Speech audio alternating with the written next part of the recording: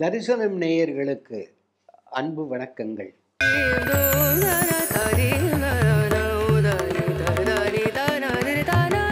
ஆடிக்கு ஏன் இந்த விசேஷம்? ஆடி தான் முதல் மாதம். இது ஏற்கனவே நம்ம சொல்லியிருக்கோம், தெரியுதா? நீங்கள் அது இருக்கிற பிரச்சனை பத்தாதுன்னு நீங்கள் வேற எதுன்னு புதுசாக கிளப்பி விடாதீங்க ஐயா. ஆடி தான் முதல் மாதம்னா ஒரு பக்கம் சித்திரை முதல்னு ஒரு வண்டி ஓடுது, இன்னொரு பக்கம் பார்த்தா தை மாதம் முதல்னு இன்னொரு வண்டி ஓடுது. இப்போ நீங்கள் தானே ஆடி தான் முதல் மாதம்னு சொல்லி கிளப்பி விட்டுறாதீங்க. அது இல்லை, ஆடின்னு சொல்ல வந்தது தட்சிணாயனத்தில், தெரியுதா? தட்சிணாயனத்தில் முதல் மாதம் ஆடி மாதம். அந்த 6 மாதம் சொன்னோம் இல்லையா? ஆடியில் ஆரம்பித்து சொன்னீங்க பாருங்க நீங்களே, ஆடியில் ஆரம்பித்து மார்கழி வரைக்கும். அந்த ஆடி மாதம் ஆரம்பத்தில், அதாவது தட்சிணாயனத்தில் முதல் மாதம் ஆடி மாதம். அதனால தான் நான் அதை முதல் மாதம்னு சொன்னேன். அப்படிப்பட்ட அதில் வரக்கூடிய பண்டிகைகள் எதுவும், அதாவது தான் ஆடி கிருத்திகை, ஆடி அமாவாசை, ஆடி அம்மன் விசேஷம், ஆடி 18, இப்படி எதுவாக இருந்தாலும் ஆடி கொஞ்சம் விசேஷமாக இருக்குது. நம்ம ஆடி போகாமல் வைக்கக்கூடியது. அடுத்தது உபவாசம்னா என்ன? முருகப்பெருமான் அவதாரம் செய்திருக்கின்றார். அவதரித்த அந்த குழந்தை அழுகின்றது. இந்த நேரத்தில் மகாவிஷ்ணு என்ன பண்ணினார்? கார்த்திகை பெண்கள் 6 பேரையும் கூப்பிட்டு, குழந்தை அழுகின்றது, நீங்கள் அறுவரும் சென்று அந்த குழந்தைக்கு உணவூட்டுங்கள். இந்த 6 கார்த்திகை பெண்களும் சென்று பால் அமுதம் ஊட்டினார்கள், அறுத்து வித்தார்கள் அக்குழந்தைக்கு. குழந்தையும் அருந்தியது. சிவபெருமானும் பார்வதியும் வருகின்றார்கள். இந்த குழந்தை, 6 குழந்தை இருக்கு இல்லையா, கையால் எடுத்து அணைத்து கந்தன் என பேர் புனைந்து, 6 குழந்தை இருக்கு, அதை அப்படியே கையால் சேர்த்தாலாம். 6 முகங்கள் மட்டும்தான், 6 மிச்சம் எல்லாம் அப்படியே பார்த்தா ஒரே உருவம். கந்தன் என பெயர் புனைந்து, கந்தன் என்றால் ஒன்று சேர்க்கப்பட்டவன், நம்மை ஒன்றுபடுத்துபவன் அர்த்தம். சரவண பவன், சரவண பொய்கையில் அவதாரம் செய்தவன் முருகப்பெருமான் என்பது பொருள். அடுத்தது கார்த்திகேயன் என்று சொல்வோம். கார்த்திகை, அதாவது இந்த கிருத்திகா நட்சத்திர பெண்களால் வளர்க்கப்பட்டவன் என்பது பொருள். முருகன் என்பதற்கு அழகன் என்பது பொருள். இப்போ கார்த்திகேயன்னு சொன்னோம் இல்லையா? இந்த சிவபெருமான் வருகின்றார் இந்த பெண்களுக்கு. கந்தன் தன்னை நீர் போற்றிய கடனால் இவன் உங்கள் அமைந்தன் எனும் பெயர் ஆகுக மகிழ்வாள் எவரேனும் நுந்தம் பகலிடையின் அவன் நோன்தாள் வழிபடுவோர் தம் தம் குறை முடித்து பரந்தனை நல்குவம் என்றான். என்னையா தமிழ், என்னையா தமிழுத? கந்தன் தன்னை நீர் போற்றிய கடனால் இவன் உங்கள் மைந்தன் எனும் பெயராகுக. அடிடான் நானா? இன்று முதல் இந்த குழந்தைக்கு, கந்தனுக்கு கார்த்திகேயன் என்கின்ற உங்கள் பெயரே வழங்கப்படட்டும். கந்தன் தன்னை நீர் போற்றிய கடனால் இவன் உங்கள் மைந்தன் எனும் பெயராகுக மகிழ்வால் எவரேனும். அது யாராக இருந்தாலும் சரி, திருப்பி சொல்கிறேன், இவங்க தான் விரதம் இருக்கணும், அவன் தான் விரதம் இருக்கணும், இவன் அதான் கிடையாது. மகிழ்வால் எவரேனும் நுந்தம் பகல் இடை இன்னவன் நோன்தால் வழிபடுவார். இந்த சஷ்டி விரதமோ அல்லது இந்த கிருத்திகை விரதமோ, அது எந்த விரதமாக இருந்தாலும் சரி, நுந்தம் பகலிடை, அந்த பகலில், அதாவது விரதம்னா என்ன? விரதம் என்றால் நினைவில் வைத்துக் கொள்ளுங்கள், நாம் எதுக்காக ஒரு இதை எடுத்துட்டு இருக்கோமோ அதற்காக சிலதெல்லாம் நீக்க வேண்டும் என்றால் என்ன பார்க்குறீங்க? இன்னைக்கு தான் ஆகணும், இன்னைக்கு தான் ஆகணும், தெரியுதா சார்? இதெல்லாம் சாதாரண இதல்ல. Whomever may be, please don't try to bring any water packet or water bottle inside of our theater. Yes, Your Honor. நான் பாசப்பா, எங்கள் அப்பாடா நானா. தியேட்டருக்குள்ளே நீ தண்ணி பாட்டில் கொண்டு வரக்கூடாது, உன் குழந்தைக்கு பால் குட்டியை கூட விட மாட்டாங்க போல இருக்கு. தண்ணி புட்டி உள்ளே கொண்டு வரக்கூடாது, தண்ணி பாட்டில். இப்படி இது எல்லாம் எதுவாக இருந்தாலும் சரி, எஸ் எஸ் எஸ். ஆனால் நம்முடைய நலத்திற்காக நமது முன்னோர்கள் போட்டு கொடுத்த அவ்வளவையும் இடியாட்டிக் என்று கொஞ்சம் கூட ஐடியாவே இல்லாமல் ஒதுக்கி அது போதும். தெரியுதா? முன்னோர்கள் எதையுமே நமக்கு தீங்கு விளைவிப்பதற்காக சொல்லவில்லை. வாங்க, ஒவ்வொரு விரதங்களை பற்றியும் நம்ம பார்க்கணும். பயப்படணும் ஐயா. அது எல்லாத்தையும் சில பேர் விவரம் தெரியாமல் அவர்கள் நம்மை இகழ வேண்டும், நம் கலாச்சாரத்தை அழிக்கணுங்கிறதுக்காக அவங்க இதை போட்டு அது பண்ணி இதை பண்ணி இப்படின்னு எல்லாத்தையும் பண்ணிட்டோம். நாமும் என்ன பண்ணிட்டோம், எல்லா நல்லத்தையும் டிலீட் பண்ணிட்டோம். கதை முடிஞ்சுது. தயவு செய்து விரதம் என்பது பொறுப்பு அப்படி இருக்கிறது. சிலதெல்லாம் பண்ணக்கூடாது. பாய் படுக்கலை தூங்கக்கூடாது, கண்டதை எடுத்து உள்ள விடக்கூடாது, வேட்டியை லூஸ் பண்ணிக்கிட்டு வீட்டுக்கு ஒரு கட்டு கட்டுறேன் பாருங்கிறது கூடாது. கூடாதுன்னா கூடாது தான்.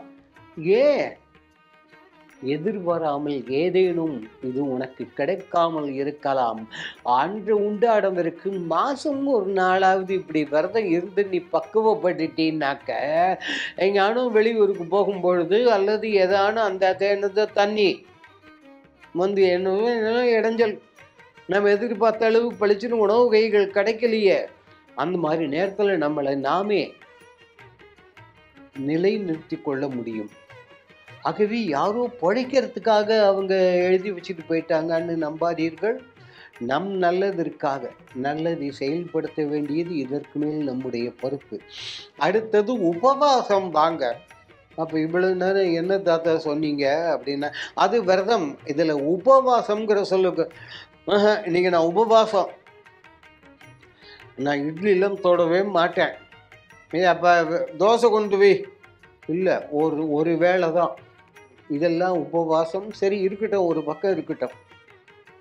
ஒரு நாளைக்கு ஒரு வேளை தான் உண்பேன் என்பது அது உபவாசம். ஆனால் உண்மையான உபவாசம் இது அல்ல. வாசம் என்கின்ற சொல்லுக்கு பொருள் வசித்தல். வசித்தல். உப என்று சொல்லக்கூடிய சொல்லுக்கு பொருள் சமீபமாக.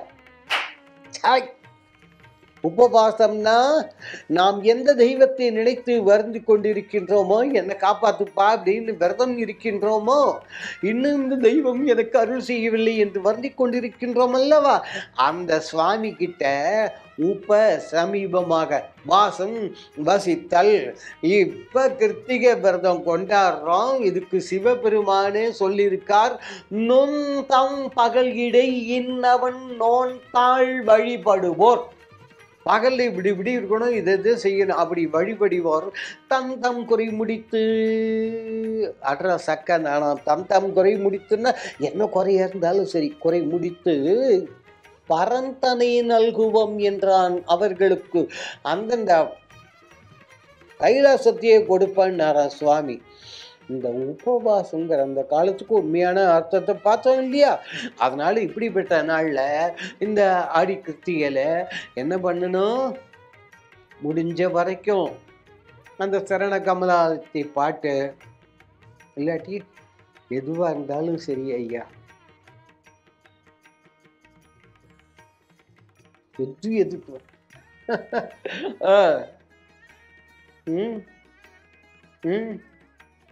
பெரிய பதவி, எதுவாக இருந்தாலும் சரி.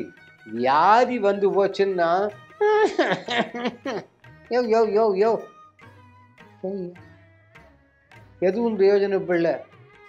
நான் எவ்வளோ பெரிய பதவியில் திரும்ப இருக்கேன், என்ன கண்ட எங்கள் ஆஃபீஸில் அத்தனை பயிலி எழுந்து நிற்பான். இப்போ நீ ஏன் நிற்காம உக்காண்டிருக்க? டாக்டர் நடக்கக்கூடாதுன்னு விட்டார். ஏண்டா உனக்கு போச்சா? தயவு செய்து நமக்கு வியாதி வைக்கல் சார், பாக்கியில் நம்ம சம்பாதிச்சிடலாம், எதுவாக இருந்தாலும் சம்பாதிச்சுக்கலாம்.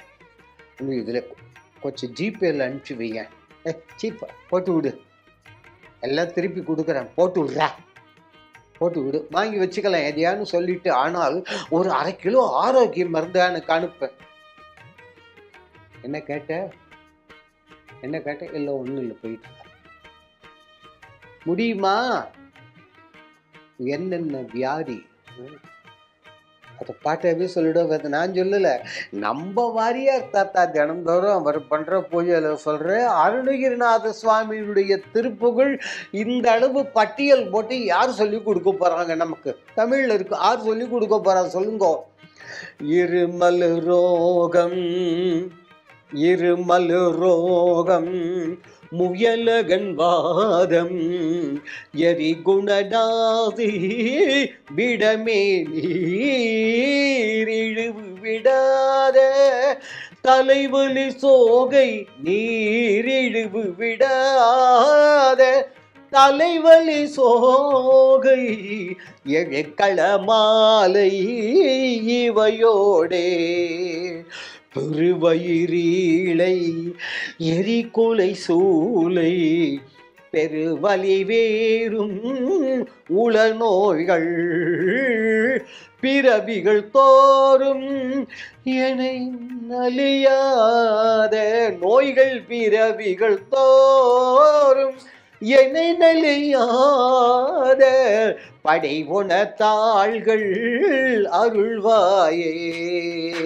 வருமொரு கோடி அசுரர் பதாதே மடிய அநேக இசை பாடி, வரும் ஒரு கால பைரவர் ஆட படி சுடர் வேலை விடுவோனே.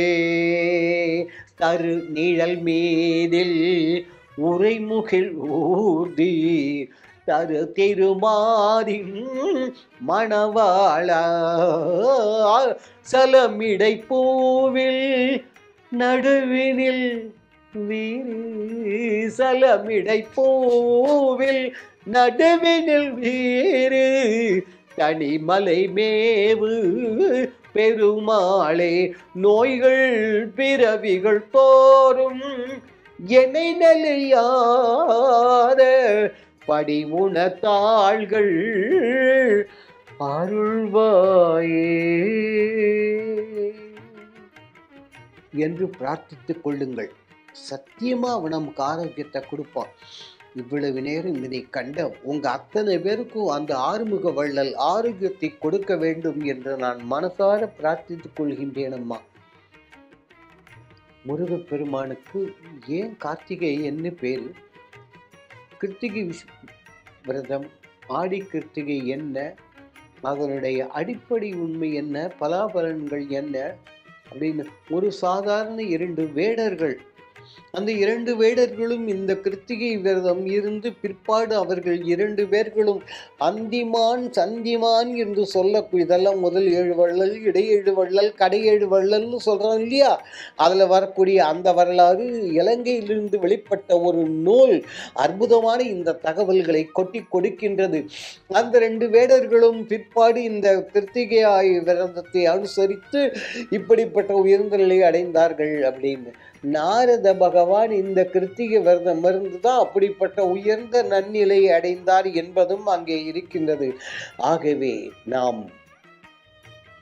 உயர்வு பெற வேண்டும். அதற்காக ஆடி கிருத்திகை முருகப்பெருமானை எண்ணி இயன்ற வரை கடைபிடிப்போம். கந்த பெருமான் நமக்கு அருள் செய்வார். அந்த பரம்பொருள் நம் எல்லோருடைய உள்ளங்களிலும் இல்லங்களிலும் எழுந்தருளிருந்து நம் குடும்பங்களில் ஆரோக்கியம், அமைதி, நிம்மதி, ஒற்றுமை என்று சொல்லக்கூடிய அந்த மாபெரும் செல்வங்கள் 4 அருள வேண்டுவோம். அப்பரம்பொருள் தரிசனம் அருளும், எல்லா விதமான மங்களங்களையும் அருளும்.